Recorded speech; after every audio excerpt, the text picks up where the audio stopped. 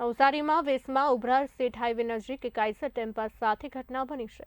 ડાભેલ ગામ પાસે દીવાની ખાસ સોસાયટી નજીક કાચા માર્ગ પર ટેમ્પાના આગળના બંને ટાયર અધ્ધર થઈ જતા થોડા સમય માટે ચકચાર મચી હતી।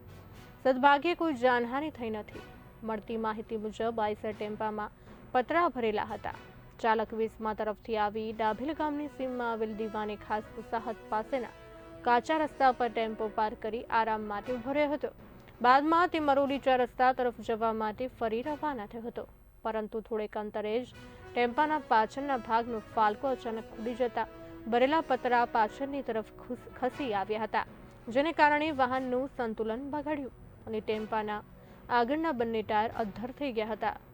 ઘટનાની જાણ થતાં સ્થાનિક લોકો તરત સ્થળ પર દોડી આવ્યા હતા।